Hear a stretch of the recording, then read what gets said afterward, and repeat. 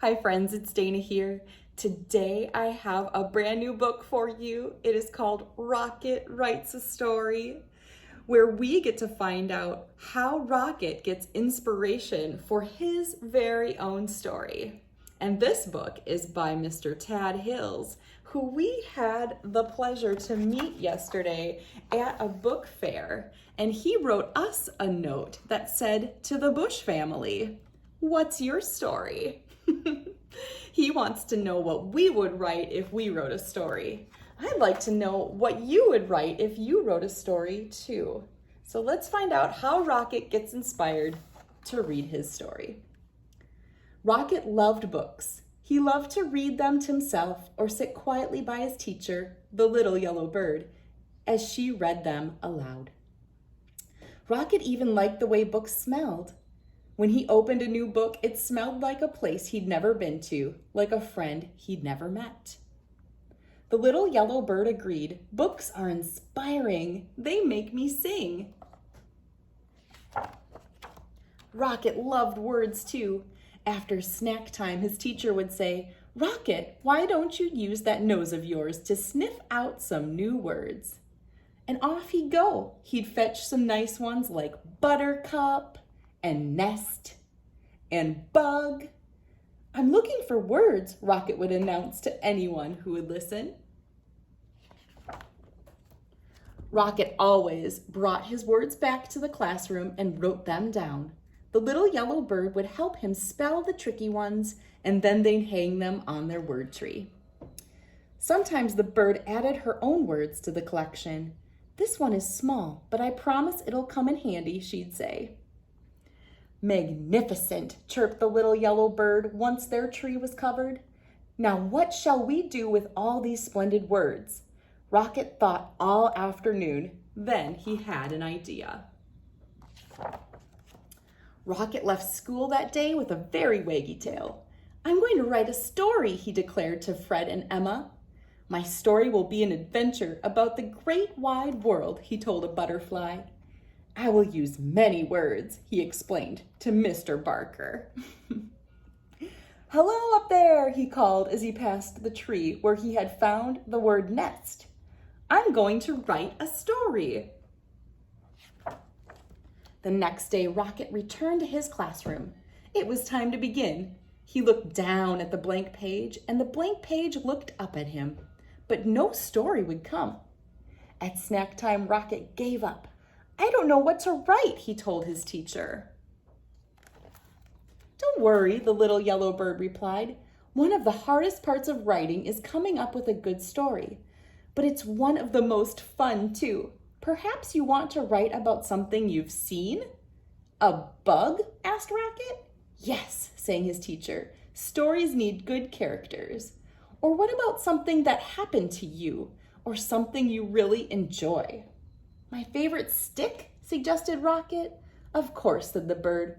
"Or you could write about something that inspires you." "Inspires me?" asked Rocket. "Yes, something that excites you," the little yellow bird sang. Rocket took a walk and looked for inspiration. He thought about friends he knew and places he'd been. He stuck his nose high in the air and sniffed the gentle breeze. And there it was, a delightful smell of pine needles and feathers. Inspiration. For the rest of the morning, he thought about feathers and pine needles and feathers. That afternoon, he started to write. In the evening, Rocket followed the beautiful smell until he found himself at the tree with the nest. "Hello again," he called into the branches. "Is anyone home?" He heard rustling from above, but no one answered. "I'm sorry to disturb you, but I must tell you that you smell nice. Very inspiring. May I ask who you are?" Still nothing. "Perhaps I'll come back at a more convenient time," he said, and trotted off. That night, as Rocket watched the stars, he thought about feathers and a nest in a pine tree. He thought about his story and his collection of words. On his way to school the next day, Rocket was surprised by what he saw. "A brand new word," he said, "and it's already written down. It says," he tried to sound the word out, owl, came a quiet voice from the branches. It says owl. That's me. Thank you, Owl, Rocket called. I'm always looking for words, and this one's a beauty. Rocket ran all the way to his classroom. O-W-L, owl. Now there's a word you don't hear every day, chirped the little yellow bird. Only 3 letters, but what a word. It was a present, explained Rocket, and he added the new word to his story. I'm writing a story about you, Rocket announced proudly to the owl the next morning. The owl poked her head out of the nest, and for the first time, Rocket saw her friendly face. Her big round eyes blinked below feathery tufts. About me? She said softly. Would you like to come down and hear it? Asked Rocket. Thank you, but I think I'll listen from my nest, the owl answered. So Rocket cleared his throat and began to read. Once there was an owl. She smelled like feathers and pine needles. She lived in a tree. The owl's eyes widened. Is there more? There will be, said Rocket. Each day, Rocket worked on his story. He wrote words down and crossed words out. When things were going well, he wagged his tail. When he didn't know what to write, he growled. Sometimes he drew pictures for his stories, or took a walk in the meadow to look for inspiration. The little yellow bird encouraged him. Remember, stories take time, she'd say. She wanted to know more about the owl and asked Rocket questions. Why do you think the owl wouldn't come down? What color is her beak? What does she do every day? Rocket wanted to know more about the owl too. He visited her tree often and read her his story, which changed every day. The owl was captivated. And when Rocket stopped, she would always ask, then what happened? At last came the day when Rocket knew he was finished. What a fine story, chirped the little yellow bird after she'd read it. Rocket ran to the owl's pine tree. It's done, he called. Come listen. And so down and down came the owl till she was right beside Rocket. Then Rocket began to read. He read about an owl with friendly eyes and a beak the color of a buttercup. She lived in a nest high in a tree on the edge of a meadow and smelled like pine needles and feathers.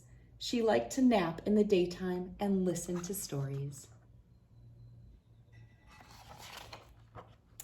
Branch by branch, the owl came down from her nest, Rocket read. She was shy, but she was brave too. Suddenly, Rocket stopped. He wrote something on his paper, then began to read again. One day, the owl came all the way to the ground and became my friend. The owl blinked. Can there be one last sentence, she asked. Can you say, and the owl liked the story very much? What a perfect ending, said Rocket. And it was. The end.